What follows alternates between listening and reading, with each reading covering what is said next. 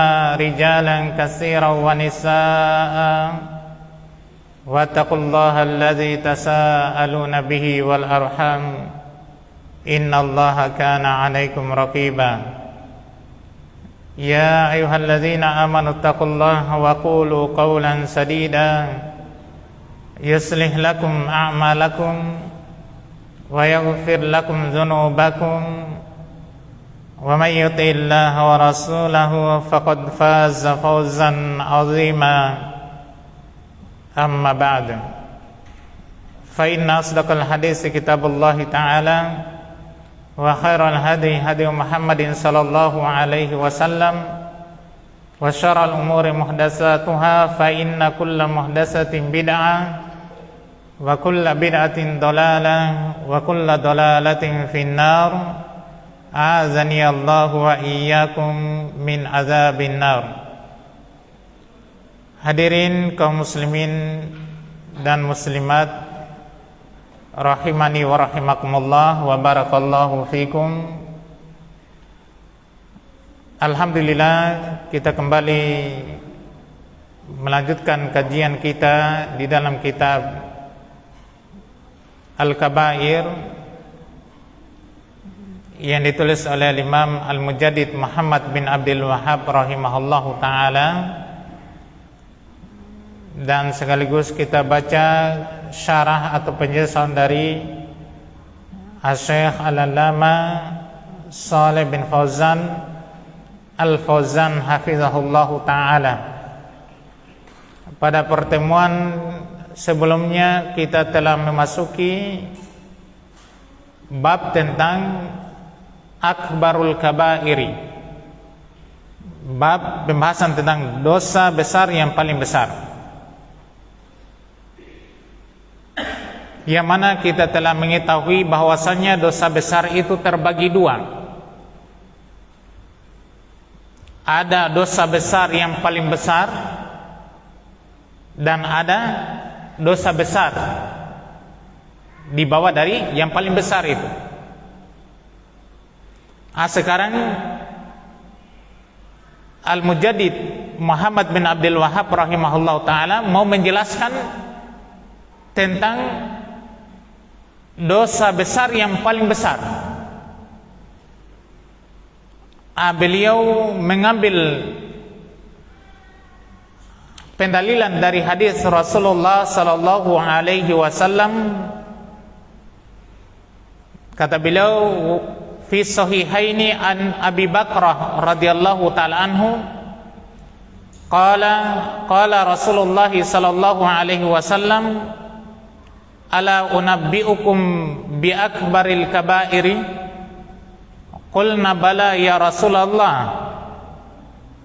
qala al isyraq billahi wa uququl walidaini wa kana muttaqian fajalasa faqala ala wa qaulu zuri ala wa syahadatu zur fama zala yuqarriruha hatta qulna laitahu sakat. Di dalam as-sahihain, ini sahih Al-Bukhari dan sahih Muslim, dari sahabat Abu Bakrah radhiyallahu ta'ala anhu, beliau berkata, Rasulullah sallallahu alaihi wasallam bersabda, maukah saya jelaskan kepada kalian tentang dosa besar yang paling besar? Maka para sahabat menjawab, iya wahai Rasulullah. Beliau pun bersabda, melakukan kesyirikan kepada Allah dan durhaka kepada kedua orang tua.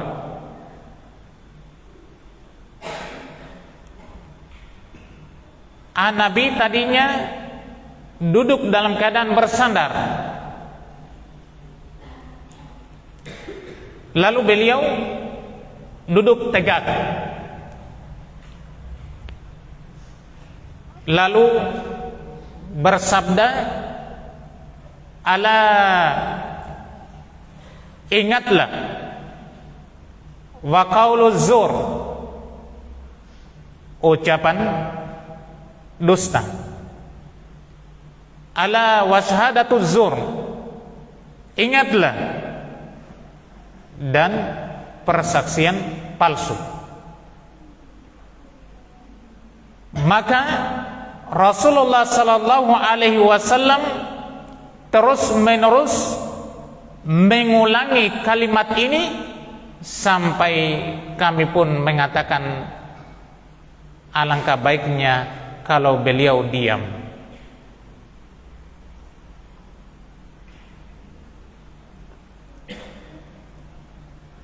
Sebelumnya telah kita bacakan sebagian dari penjelasan Syekh Al-Allamah Shalih bin Fauzan Al-Fauzan hafizahullahu ta'ala.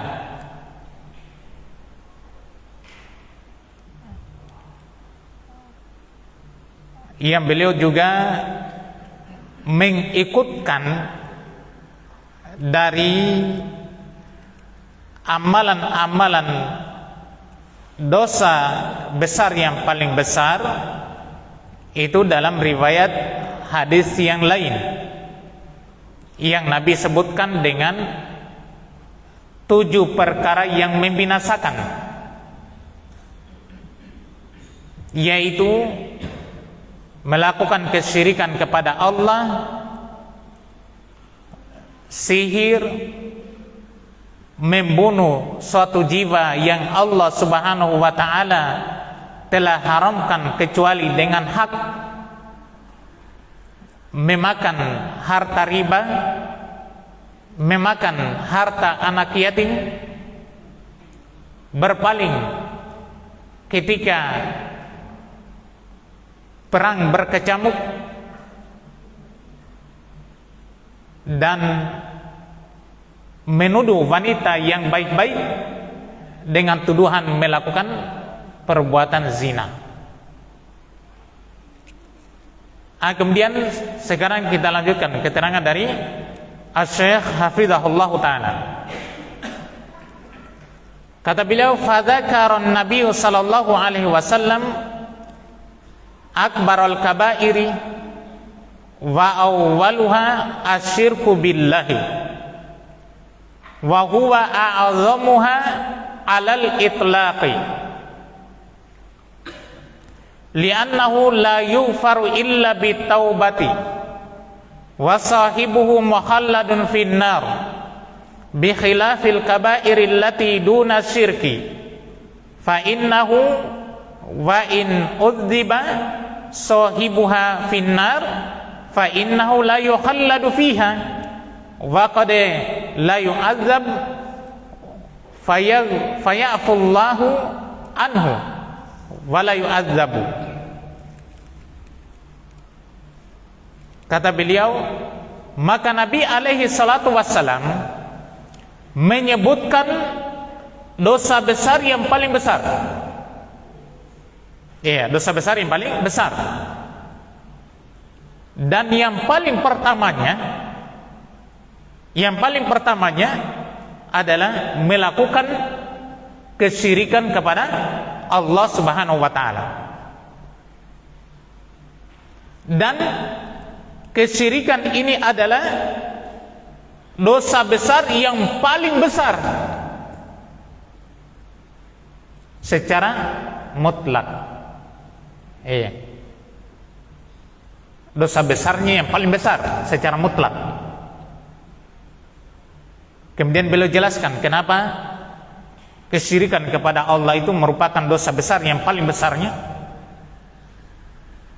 Kata beliau, karena sesungguhnya kesyirikan itu tidak diampuni kecuali dengan cara taubat. Dan pelaku kesyirikan itu kekal di dalam neraka. Berbeda dengan dosa besar di bawah kesyirikan. atau selain kesyirikan. Karena sesungguhnya dosa besar selain syirik, walaupun pelakunya disiksa di dalam neraka, akan tetapi tidak kekal di dalam neraka. Dan kadang Allah Subhanahu wa taala tidak menyiksa pelaku dosa besar selain syirik. Allah Subhanahu wa taala maafkan dia dan dia tidak disiksa.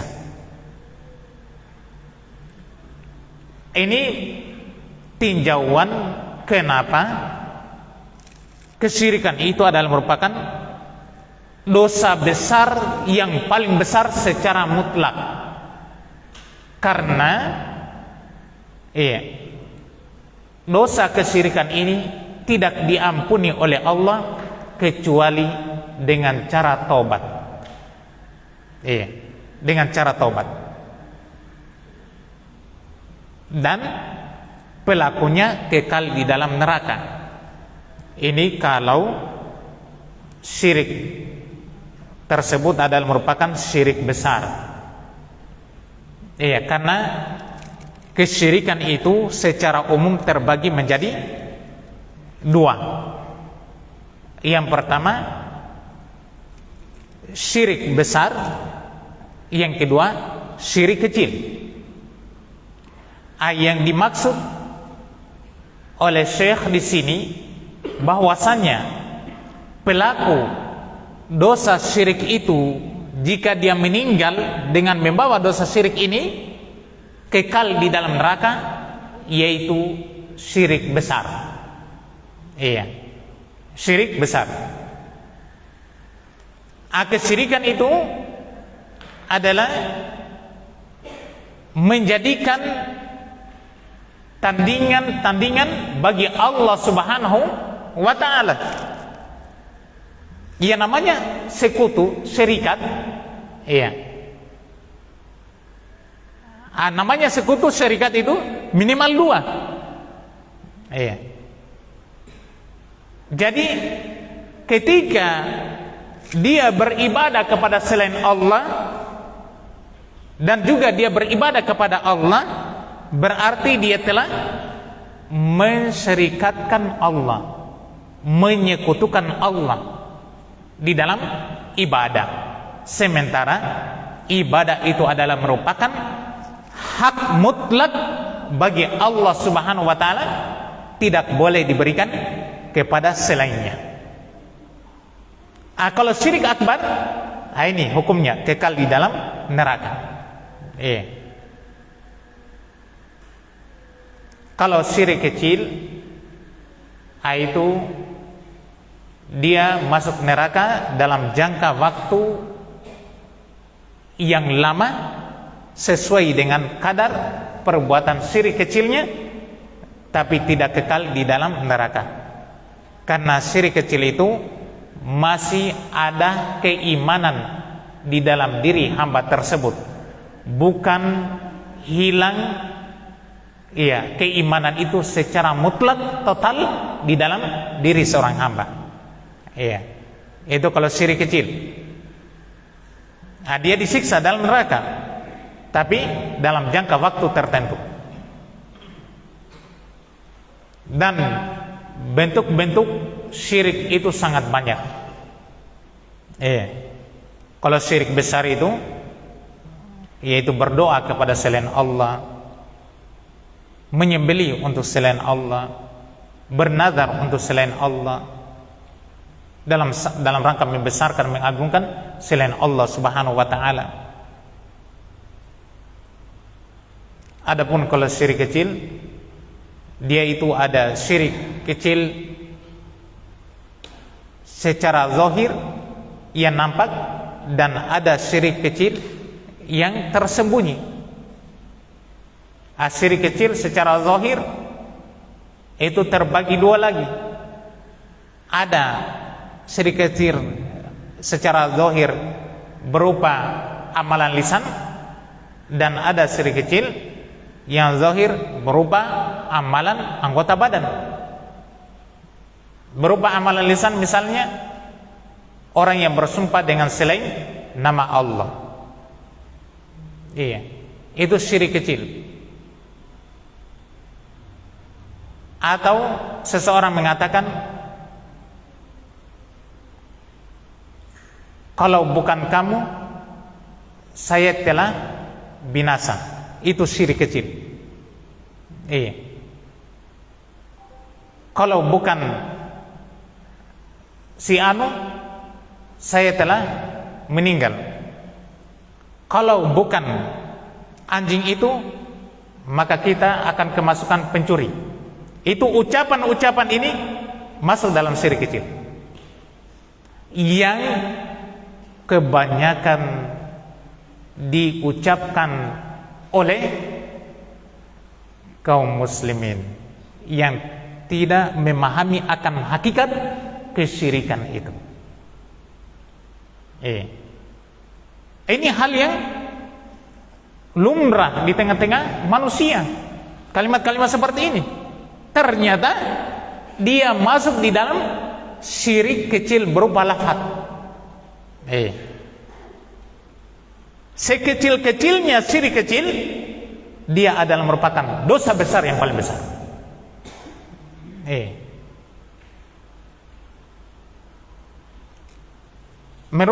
Kemudian syirik kecil berupa amalan anggota badan. Menggantungkan benang, jimat-jimat.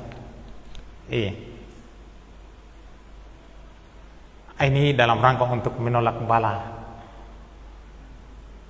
Memang bukan ini yang menolak bala, tapi ini sebagai sebabnya. Syirik kecil itu. Tapi kalau dia katakan memang ini yang menolak bala, lepas dari ketentuan Allah, lepas dari kehendak Allah, syirik akbar jadinya. Jadi syirik kecilnya apa tadi? Kalau diyakini ini hanya sekedar sebab saja. Adapun yang menolak bala itu Allah, tapi ini kan sebabnya ini. Ini syirik kecil ini. Kalau diyakini benda itu tadi yang memang menyelamatkan, sudah syirik besar. Dan ini banyak terjadi, biasa pada anak-anak. Digantungkan benang atau yang semisalnya, kemudian ada sesuatu apa dibungkus di situ. Kemudian dengan keyakinan ini bisa menolak bala. Itu paling minimalnya syirik kecil itu. Kenapa dia katakan, kenapa dia jatuh syirik kecil kalau dia nyatakan ini sebagai sebab? Karena perbuatan ini tidak pernah dijadikan oleh syariat sebagai sebab untuk menolak bala. Tidak ada. Sehingga pernyataan dia ini sebagai sebab menolak bala itu menjadikan sesuatu sebagai sebab yang tidak yang tidak ditetapkan oleh syariat itu sebagai sebab. Itu diantaranya perbuatan ini. Oleh karena itu bentuk-bentuknya di dalam kehidupan ini sangat banyak. Yang butuh adalah bagaimana kita mempelajarinya. Ilmu yang paling utama dan paling wajib untuk kita, bagaimana kita mengenal tauhid dan mengenal kesyirikan. Itu. Karena ini dasar ini. Kapan tidak kita akan terjatuh di dalamnya, kapan terjatuh di dalamnya dan kita tidak bertaubat kepada Allah SWT, waliyadzubillah, neraka tempat kembalinya. Apakah selama-lamanya ataukah dalam jangka waktu tertentu? Kalau syirik besar, maka dia selama-lamanya di dalam neraka. Kalau syirik kecil, maka dia akan disiksa dalam neraka dalam jangka waktu tertentu, kemudian setelah itu akan dikeluarkan. Namun na'udzubillahi min azabinnar, seringan-ringannya siksaan api neraka adalah seseorang yang memiliki 2 sendal dari api neraka, dipakaikan dengan 2 sendal tersebut, kemudian mendidih otaknya. Naudzubillahi min dzalik. Demikian terus. Iya, siksaan yang paling ringan.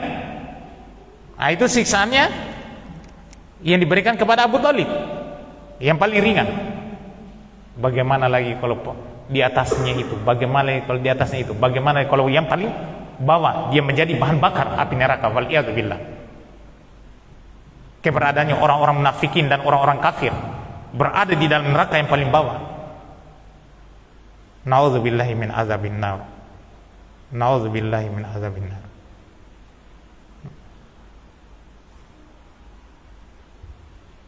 Ini jadi kesyirikan itu adalah merupakan dosa besar yang paling besarnya secara mutlak. Berbeda dengan dosa-dosa besar yang lainnya, yang mana dosa-dosa besar yang lainnya itu terkait dengan hukuman itu di bawah kehendak Allah Subhanahu wa taala. Di bawah kehendak Allah Subhanahu wa taala.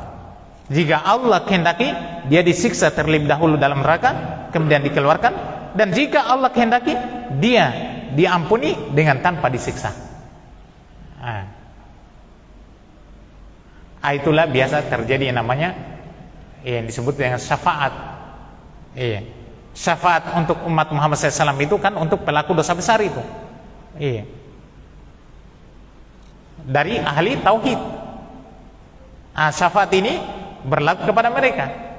Di antaranya adalah orang yang berhak masuk ke dalam neraka, melalui syafaat dia tidak jadi masuk ke neraka. Di antara juga apa sebab sehingga apa tidak dimasukkan ke dalam neraka? Karena syafaat dengan izin Allah Subhanahu wa taala. Kemudian kata beliau, saniha uququl walidaini, li'anna Allah jalla wa ala lamma dzakara haqqahu dzakara haqqal walidaini. Qala ta'ala wa'budullaha wa la tusyriku bihi syai'a wa bil walidaini ihsana. Wa qala ta'ala wa qada rabbuka alla ta'budu illa iyyahu wa bil walidaini ihsana. Fa haqqul walidaini ya'ti ba'da haqqillahi ta'ala. Wa uququl walidaini huwa al-isa'atu ilaihima min akbaril kaba'iri ba'da syirki. Fa huwa alladhi yali syirka wal iyadzu billah.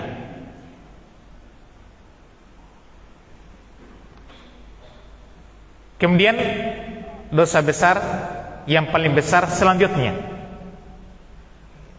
yaitu uququl walidain, durhaka terhadap kedua orang tua.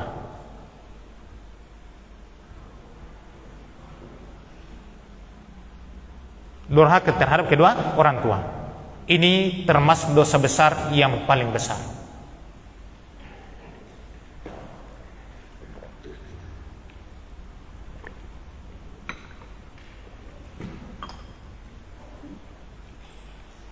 Karena sesungguhnya Allah Jalla wa'ala telah menyebutkan haknya dengan hak kedua orang tua secara bergandengan. Allah Subhanahu wa taala menyebutkan haknya Allah, kemudian mengikutkan haknya kedua orang tua. Ia menunjukkan apa? Besarnya hak kedua orang tua itu terhadap anak di bawah dari hak Allah Subhanahu wa taala. Kalau kesyirikan adalah merupakan pelanggaran terhadap hak Allah, kesyirikan adalah pelanggaran terhadap hak Allah Subhanahu wa taala yang merupakan dosa besar yang paling besar secara mutlak, maka uququl walidain, durhaka kepada kedua orang tua, pelanggaran terhadap hak kedua orang tua yang Allah letakkan hak kedua orang tua itu di bawah haknya Allah Subhanahu wa taala. Menunjukkan durhaka kepada kedua orang tua adalah merupakan dosa besar yang paling besar setelah kesyirikan. Karena Allah banyak menggandengkan penyebutan hak Allah kepada makhluk, kemudian hak kedua orang tua terhadap anaknya.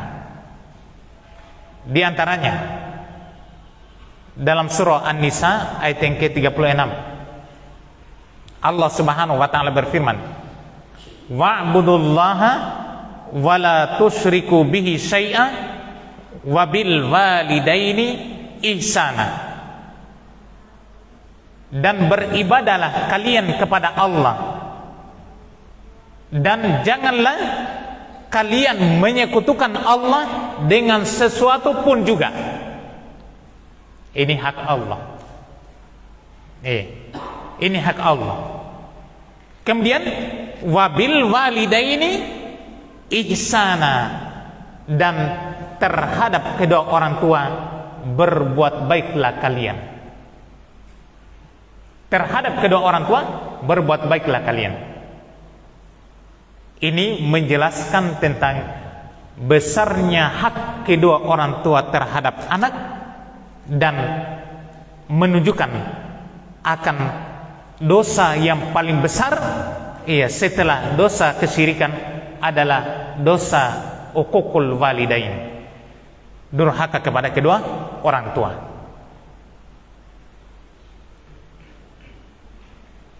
Wabil walidaini ihsana, ini maksudnya adalah wa ahsinu bil walidaini ihsana. Yang dimaksud dengannya adalah dan berbuat baiklah kalian kepada kedua orang tua dengan sebaik-baiknya.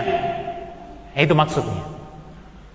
Jadi di sini tidak kelihatan perintah, hanya wabil walidaini ihsana, dan terhadap kedua orang tua berbuat baik. Tapi di sini ada yang mahdzuf, ada yang terbuang. Yang terbuang itu adalah perintah wa ahsinu, dan berbuat baiklah kalian kepada kedua orang tua dengan sebaik-baiknya. Kalau hak Allah adalah harus mentauhidkan Allah dan meninggalkan kesyirikan. Kalau haknya kedua orang tua di bawah daripada hak Allah Subhanahu wa taala adalah harus berbuat baik dengan sebaik-baiknya.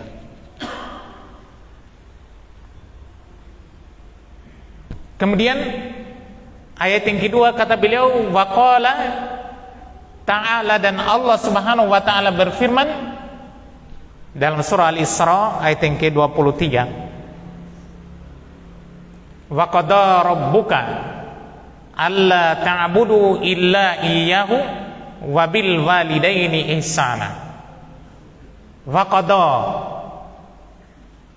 dan Allah telah mengqada. Qada di sini maknanya adalah amaro au waso.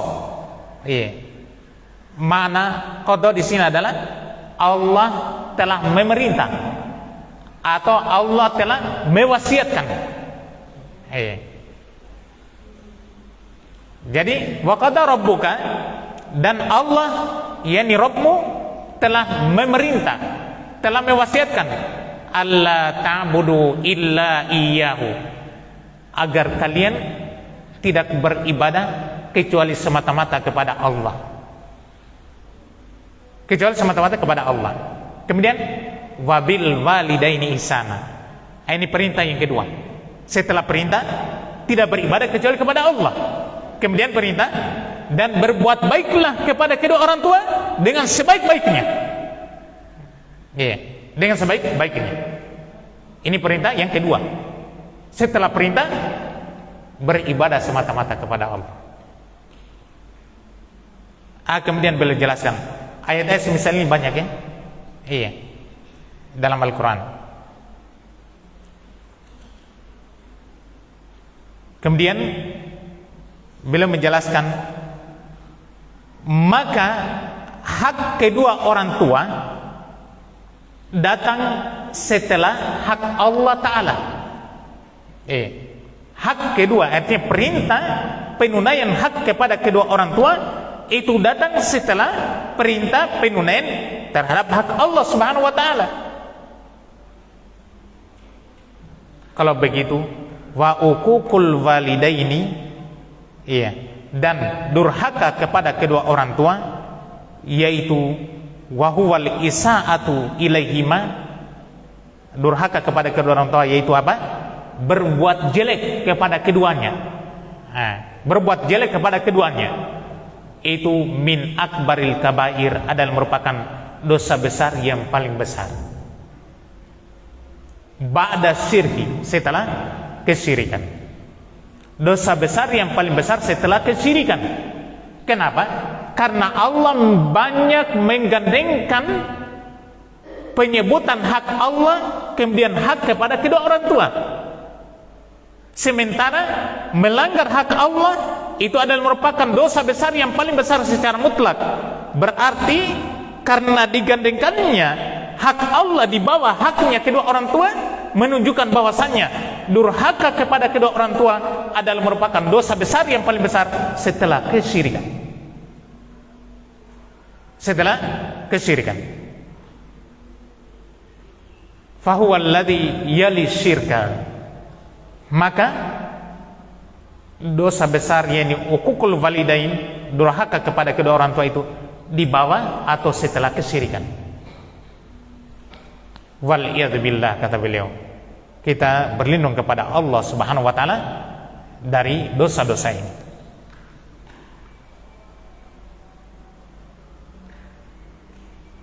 Kemudian kata beliau, kama anna haqqal walidaini yali tauhida, sebagaimana bahwasanya hak kedua orang tua itu di bawah tauhid, di bawah atau setelah tauhid. Haknya kedua orang tua itu di bawah atau setelah hak Allah Subhanahu wa Ta'ala, yaitu tauhid. Karena tauhid itu adalah merupakan hak Allah Subhanahu wa Ta'ala. Beribadah kepada Allah itu adalah merupakan hak Allah. Berbuat baik kepada kedua orang tua adalah merupakan haknya kedua orang tua terhadap anaknya. Allah Subhanahu wa Ta'ala atau Nabi kita Muhammad SAW menjelaskan tentang hak Allah SWT kepada hambanya apa? Yaitu beribadah kepada Allah semata dan tidak menyekutukan Allah dengan sesuatu apapun juga, sebagaimana dalam hadis riwayat Imam Al-Bukhari dan Imam Muslim dari sahabat Muadz bin Jabal radhiyallahu taala anhu. Yani Muadz bin Jabal radhiyallahu taala anhu bercerita bahwasanya beliau bonceng di belakang Nabi alaihissalam di atas seekor keledai.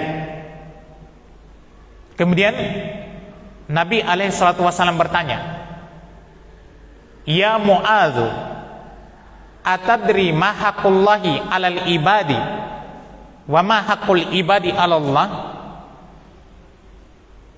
Beliau bertanya kepada sahabat Muadz radhiyallahu anhu, "Wahai Muadz, tahukah engkau apa haknya Allah kepada hamba dan apa haknya hamba kepada Allah?"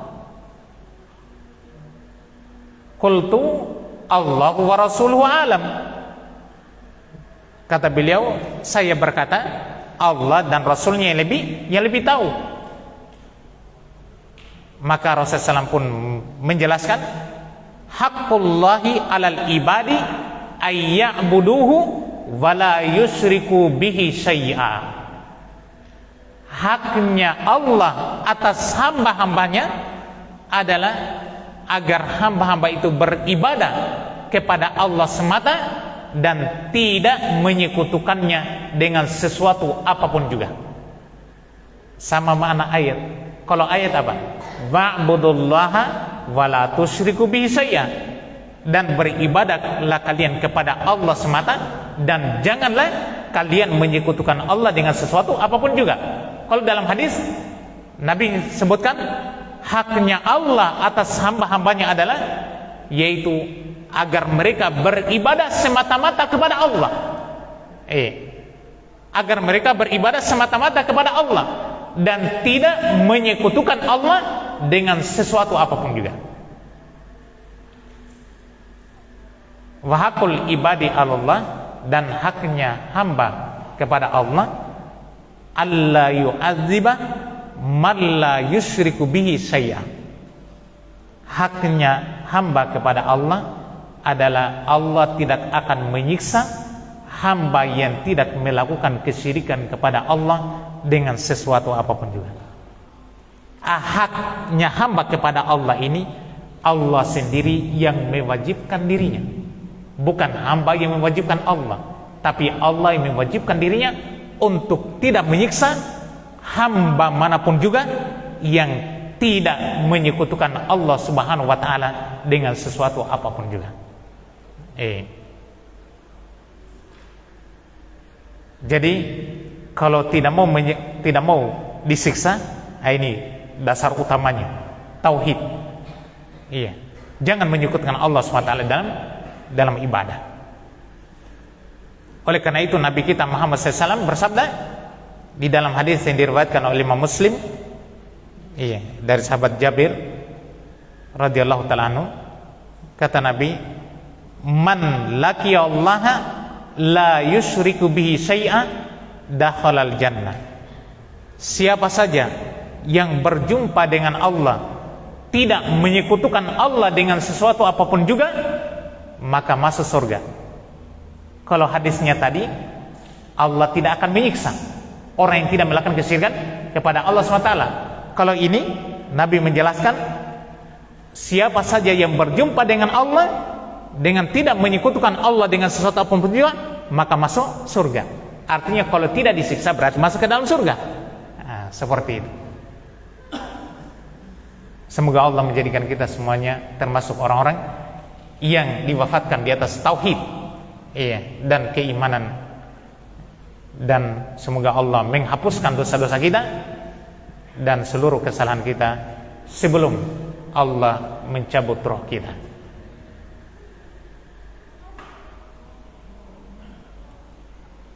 Kemudian selanjutnya wa qauluhu fi hadisil bab. Kemudian sabda Nabi SAW atau apa?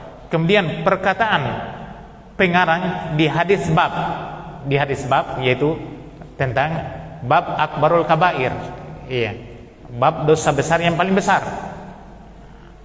Di dalam bab itu beliau memuat hadis apa? Itu tadi, apa tadi? Al-isyraku billahi wa uququl walidain. Kemudian yang ketiga apa? Qauluz zur, syahadatuz zur. Kita lihat. Wa kana muttaqian fajalasa. Tadinya Nabi bersandar. Tadinya Nabi bersandar. Tadinya maksudnya apa? Ketika Nabi menjelaskan, maukah kalian saya jelaskan tentang dosa besar yang paling besar? Kemudian para sahabat mengatakan, iya wahai Rasulullah SAW. Maka Nabi mengatakan, al-isyraku billahi wa uququl walidain. Dosa besar yang paling besar, yang pertama adalah melakukan kesyirikan kepada Allah, yang kedua adalah durhaka kepada kedua orang tua. Dalam kondisi itu Nabi duduk bersandar. Ketika menyebutkan tadi, Nabi bersandar. Kemudian setelah itu Nabi duduk tegak, tidak bersandar. Ada isyarat di situ. Ada isyarat tentang perkara ini. Memang perkara yang sangat berbahaya pula. Sangat berbahaya. Yaitu apa? Ala wa qauluz zur. Setelah Nabi duduk tegak, yang memberikan isyarat akan pentingnya perkara yang mau disampaikan, Nabi datangkan lagi apa? Harfu tambi. Ala Iya. Ala. Iya, kalau ala itu kalau bahasa kita misalnya, ingatlah, hei, perhatikan. Nah, padahal Nabi ini sudah perlihatkan ini asalnya tentang pentingnya perkara yang mau disampaikan. Yang tadinya bersandar kemudian duduk. Woi, ada sesuatu ini. Nabi awali lagi ucapannya dengan apa? Ala, hei, perhatikanlah. Wa qauluz zur, dan ucapan dusta. Iya. Bohong. Ala wa syahadatuz zur. Hei, perhatikanlah. Persaksian palsu. Sumpah palsu. Sekarang di sini ada faedah yang sangat penting untuk kita ketahui. Tadi kita sudah sebutkan tentang Nabi alaihissalam asalnya bersandar kemudian beliau duduk. Itu menunjukkan apa? Li ahammiyatil amr wa adhimi sya'nihi wa hadza ablaghu ta'siran fis sami'. Iya. Penampilannya Nabi saja, perbuatannya Nabi yang tadinya bersandar kemudian duduk tegak, itu menunjukkan pentingnya perkara itu.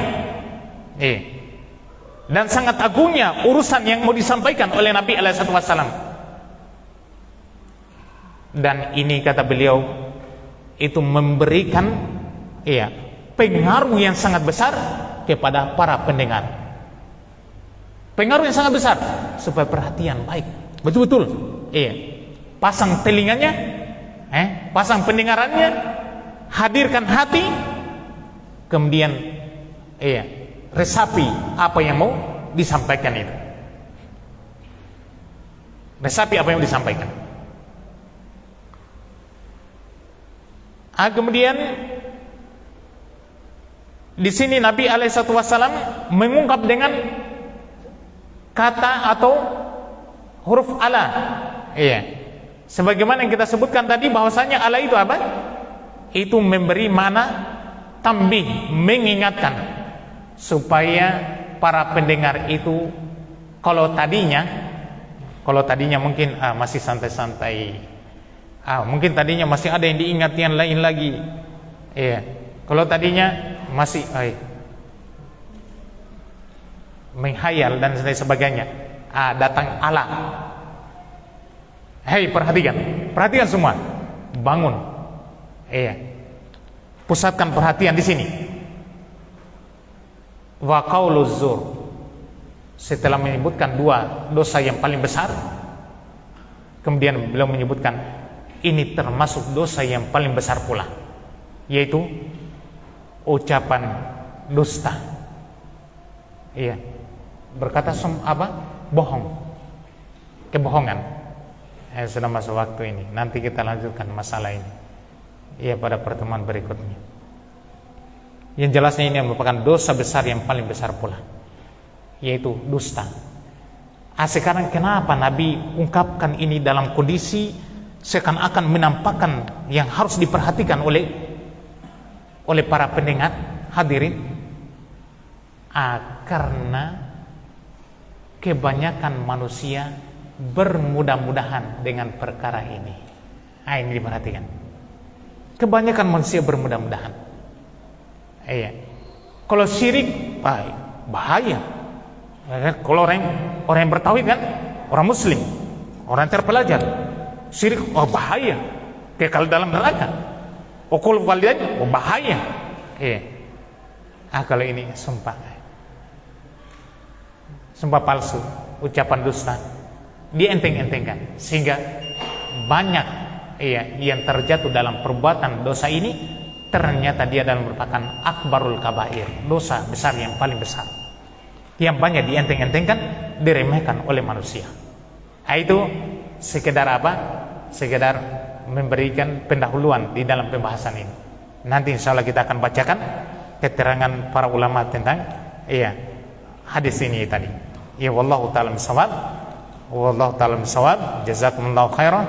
Semoga Allah Subhanahu wa taala menjadikan amalan kita itu menjadi amalan kebaikan dan bisa menggugurkan kesalahan-kesalahan kita dan dosa-dosa kita. Allahu waliyyu dzalika wal qadiru alaih. Wassallallahu ala Muhammadin wa ala alihi wa ashabihi sallama tasliman katsira. Subhanakallahumma wa bihamdik asyhadu an la ilaha illa anta astaghfiruka wa atubu ilaik wa akhiru da'wana anil hamdulillahi rabbil alamin. Wassalamu alaikum warahmatullahi wabarakatuh.